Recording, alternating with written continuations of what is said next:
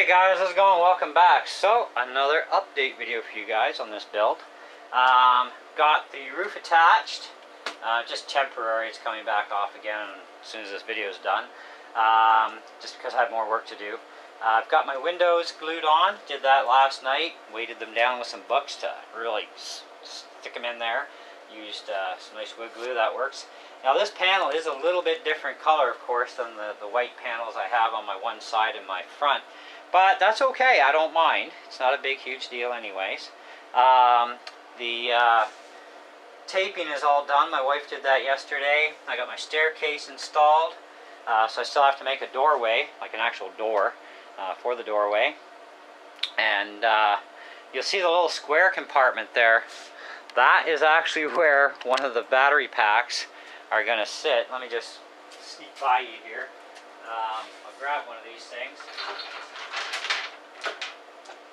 So these are the same Christmas lights I used on the SCX-10 one last year. And man, I'm darn good at guessing because that just fits in there beautiful. So I can jam 2 of them in there without any problem. Hell, I can jam 4 if I needed to. But we're only going to jam in 2.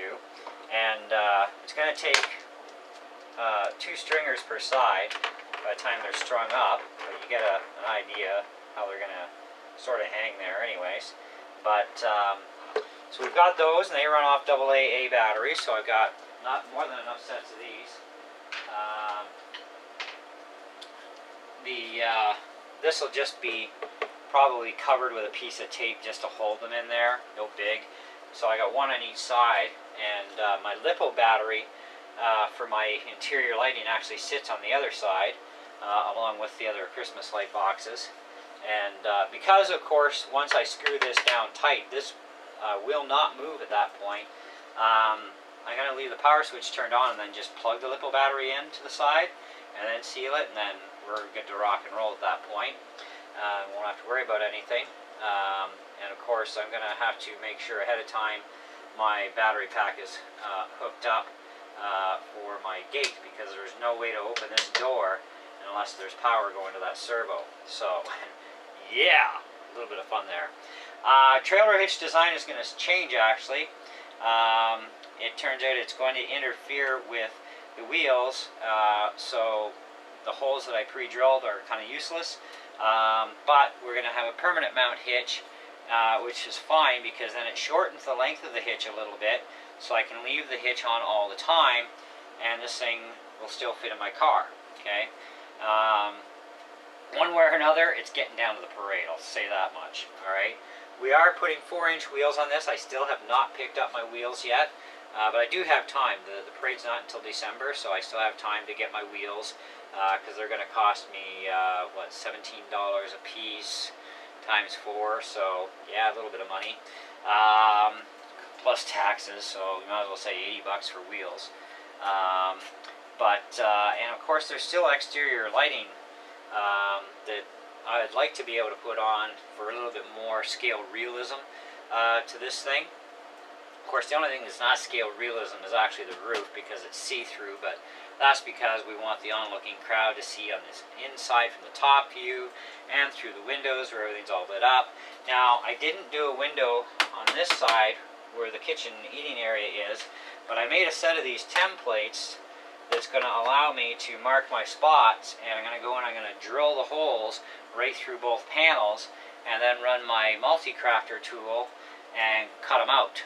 And then this way they'll come out, you know, reasonably straight, you know, and I'll get that window built and framed in and then mounted on, and, you know, voila, we'll be done with the windows.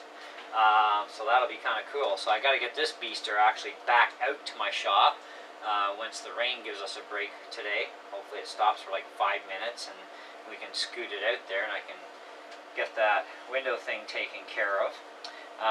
But yeah, it's going good. I'm going to be so happy when this project is done. You know, it has costed me a good chunk of change out of my pocket, which is fine. But, you know, that's part of it, right? You know, and a lot of the materials I got for free, including this was recovered material, which is another reason why it's a different color, is because that's the color that it was.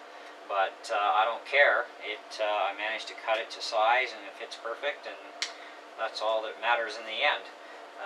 You know, it works.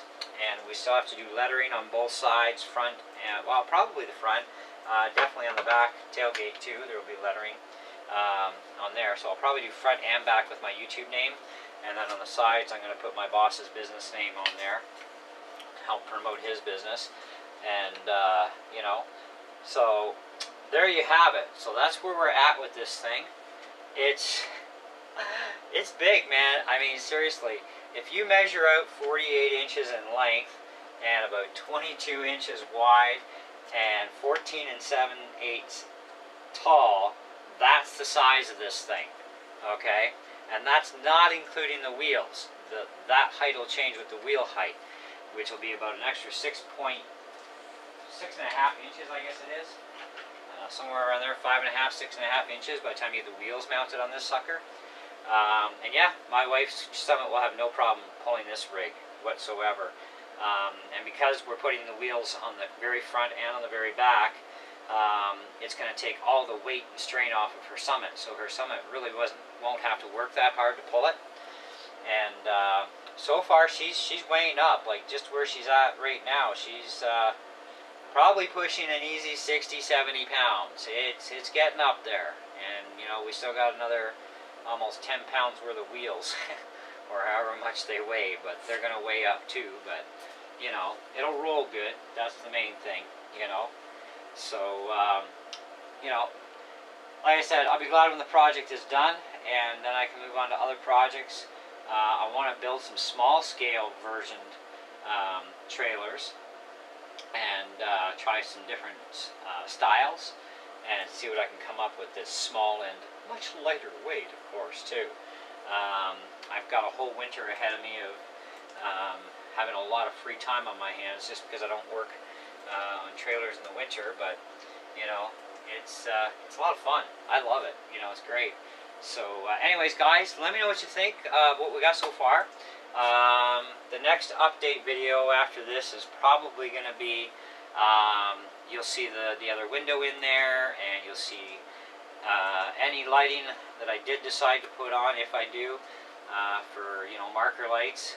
The lettering will be on, wheels will be on, that sort of stuff. So you're going to get a break from this video series for a while, and we'll get on to hopefully beating the crap out of some RCs in the next little bit. We got some nice days ahead too. So we'll see if we can beat up some RC machines for you guys, change things up a little bit. So anyways, thanks for watching, guys, and you know, catch you on the next one. See ya.